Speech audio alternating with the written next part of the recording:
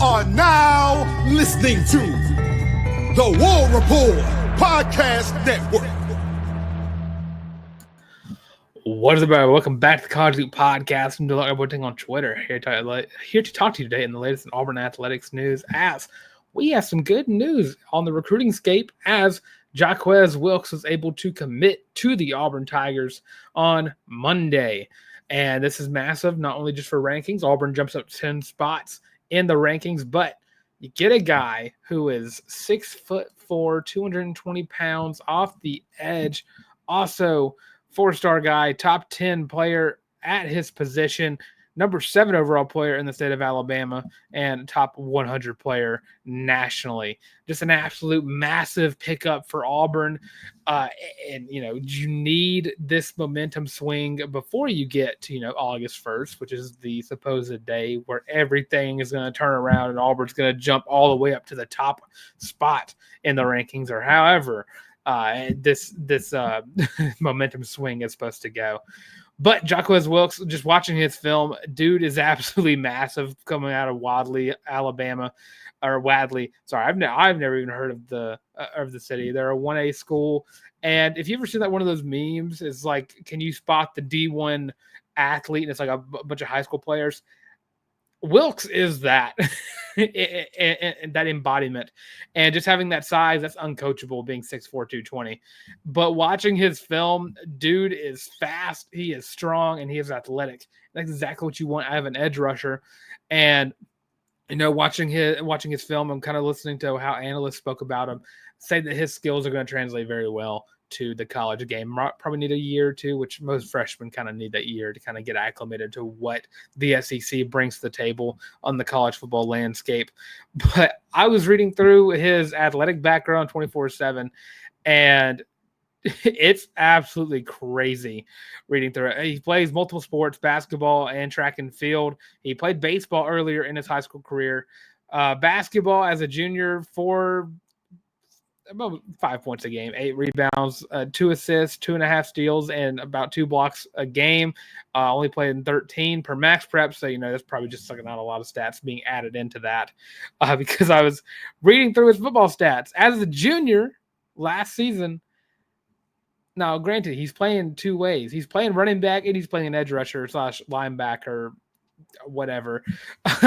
Ran for 2,500 yards and 37 touchdowns. Also recorded 117 tackles, 18 TFLs, 2 interceptions, and 3 blocked punts. Now, this is no shocker because in his sophomore year, he ran for 1,800 yards and 22 touchdowns, averaged 10.3 yards per carry. Also caught 5 passes for 72 yards. Also got 104 tackles, 3 TFLs, and a sack in his sophomore year as well. Freshman year, 1,776 yards and 13 touchdowns, 7.5 yards per carry, 4 passes, 59 yards. Then also got 85 tackles, 5 sacks, 1 forced fumble, and 1 fumble recovery. And doesn't stop there. As an 8th grader on varsity, ran for 500 yards, 6 tutties, and 8.5 yards per rush. And then again, 61 tackles, 16 TFLs, 9 sacks, and a fumble recovery. That is absolutely crazy. And, again, with that size, once he gets acclimated to the game, he'll be ready. He'll be ready. And watching his film, again, it's so funny because Max Preps and Huddle, they do that thing where they have to circle the player that you're watching. And when you're watching his film, you don't have to do that. You pretty much know exactly where Wilkes is on the field. But a massive, massive pickup for a team and that needs a swing of momentum. And this is exactly what they need. I couldn't tell you who the next guy on Auburn's list is going to be, but again, August 1st is only a couple weeks away, but a massive pickup nonetheless. And he joins Hezekiah Harris as the only 2 Alabama guys in this recruiting class right now. And, right now, what you're looking at is a lot of committed guys. Oh, sorry, I just punched my mic. A lot of committed guys that Auburn has to work to flip. And that's something Hugh Freeze talked about a few times, actually, where, you're just waiting for some of those promises to be found out and that they can't be kept. and Auburn comes in and sweeps the floor, picks up the guys that, you know, I don't want to say got lied to, but, you know, that's the assumption whenever it's, you know, a checks bouncing or whatever. But, you know, I think Auburn is on the right track. I mean, you've gotten, I want to say 4 or 5 commits since your last flipped away commit from you. But I think Wilkes is an absolutely great pickup. I love watching his film, and because it's just so funny to me. It reminds me of the meme where it's just trying to spot the D1 athlete, and he screams D1 athlete. Absolute menace. And again, this is a guy from a 1A school, and I just want everyone to kind of, I think there's a lot of speculation towards 1A schools where, you know, they just like don't play at a high level, and they don't have the athletes and they don't have the star power to really get the recognition. Dude, if you didn't know this, Keldrick Falk is from Highland Home, Alabama. That is a 2A school. And Keldrick Falk, currently the best player on this Auburn football team, currently one of the top 32 players in this upcoming NFL draft in 2026. So just like, don't let that discredit the fact that Auburn got an absolute gem out of the 1A division. Football is football at the high school realm.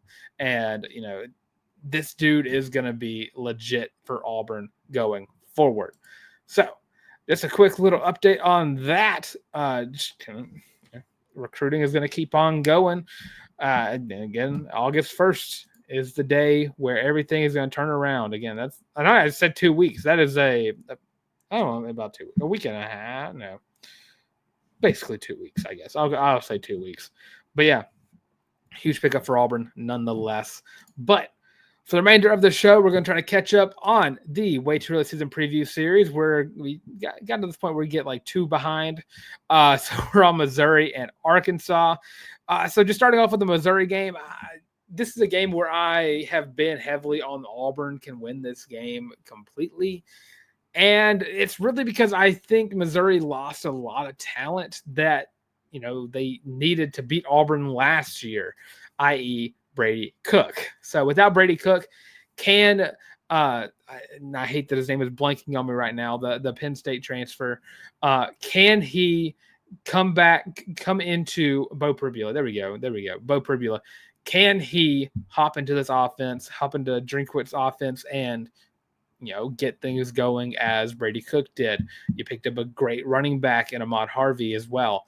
I think that, you know, Missouri could be one of those like sneaky teams in the SEC, just because I think the Drinkwitz has kind of built to that.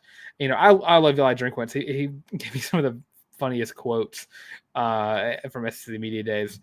But again, I think that Auburn has the edge here in this game, especially with it being at home. I like Auburn's odds here a lot.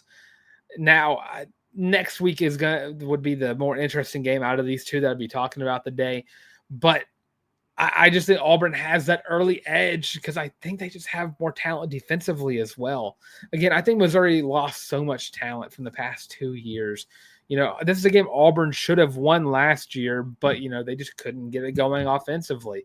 If the offense is as good as, you know, you can assume that it's being assumed to be, that's the difference there. If Auburn is 10 points better than they were last year, that they beat Missouri in Columbia. If Auburn's even at some levels like 7 points or 10 points a better team, they beat Vanderbilt last year as well. It's just something Auburn has missed out on. Yeah, 4 points. So if Auburn was 5 points better last year, they would have beat Missouri. So, yeah, I think with that, I think Auburn's done enough to get over that point. And, you know, as the previous series is going thus far, Auburn started the season off 3-0. Then they went 3-3. And I think this turns it back over to 4-3, giving Auburn a winning record going forward. So, that being said, quick little break. We'll talk about some Arkansas because that's up next on the docket. So, stay tuned. We'll be right back. Are you tired of having to rummage through just clothes after clothes after clothes looking for something to wear? Are you tired of your friends making fun of you for your terrible fashion sense? Well, do we have the shirt for you? Go to thewarreport.com, get your laptop out and do it right now. Go to the shop and get your very own Feelin' Loopy t-shirt as well as your college loop hat, and you can get both of them for only $25 each. Plus shipping and handling, of course. But with that, now back to your regular scheduled program. All that merch is available on thewarreport.com. Go check that out today. Of course, that's why we support the channel. Best way to support the channel is, of course, by liking the videos, by subscribing to the channel, and, of course, by commenting, leaving your thoughts on how much or how big of a pickup is Jaquez Wilkes for the Auburn Tigers. Now, as if you know, the remainder of the show, just kind of rounding out, catching up on the Way-Too-Early-SZN Preview Series, Auburn will be traveling to take on the Arkansas Razorbacks. And, you know, what could be it could either be a good year or it could be a bad year for Sam Pittman and company. But, you know, a good year really is like 7-5. And anything, I'd say 6-6 is still considered like a meh year, good year for Arkansas. Anything less than that, you probably think about firing Sam Pittman. And kind of looking ahead at Arkansas, you know, I think Taylon Green is one of the more underrated quarterbacks in the SEC. I think he's right there with John Mateer. I don't think John Mateer is getting nearly the attention he should be getting going into this season. But Taylon Green, you know, he was a problem for a lot of teams last year. His dual threat ability was unmatched by a lot of quarterbacks in the SEC. And looking at what Arkansas did, they completely revamped this wide receiver room, picking up a lot of transfers, giving Taylon a lot of targets going forward. Got a couple of running backs as well, and you know, Braylon Russell returning. You can always expect a good offensive line out of Sam Pittman. That's like his forte, his offensive lines, getting hired from Georgia, where he coached the O-line, to Arkansas to be the head coach. Defensively, you know, this is a team that forced, 4 interceptions from Auburn last year. And in a game, you know, another game where I can look at Auburn and be like, you know, if you didn't throw 4 interceptions, who knows how this game would have turned out. Because Auburn lost last year 24-14. And again, that is just kind of getting ahead of myself here. I do think that this is one of those losses last year that turned into wins this year. You know, Arkansas did a good job of kind of trying to revamp and rebuild themselves from what they lost over the past year, even picking up an Auburn Tiger and Caleb Wooden. But it's kind of the same thing with Brent Venables, where I don't fully trust that, you know, that Sam Pittman is that guy. I just don't fully believe that he is a top-end coach in the SEC. And it's not like a Shane Beamer, where Shane Beamer can like just explode out of nowhere and become a borderline playoff team. I think Sam Pittman's ceiling is at 7-5, and maybe 8 wins with the bowl game.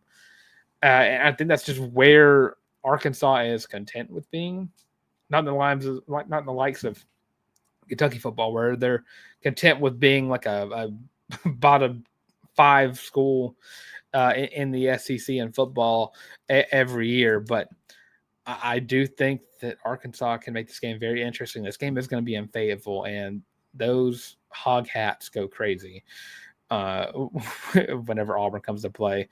But I do think that Auburn does get the win here. I do think it'll be a lot closer than we think, strictly because I just have a gut feeling Taylon Green's going to be a problem, and hopefully no interceptions this game. I would love for, you know, this to be the Arkansas game where I can think about it in the future, and I'm like, oh, well, you know, Auburn didn't throw 4 interceptions against Arkansas in 2025, but. Just kind of wrapping up the game. I think Auburn wins this game. I think it's close just because it's in Fayetteville. Arkansas I'm not convinced that Sam Pittman will be a head coach much longer in Fayetteville. So, with that being said, that's going to do it for the Storm of the College League podcast. Of course, don't forget to check us out right here on YouTube. Like, comment, and subscribe.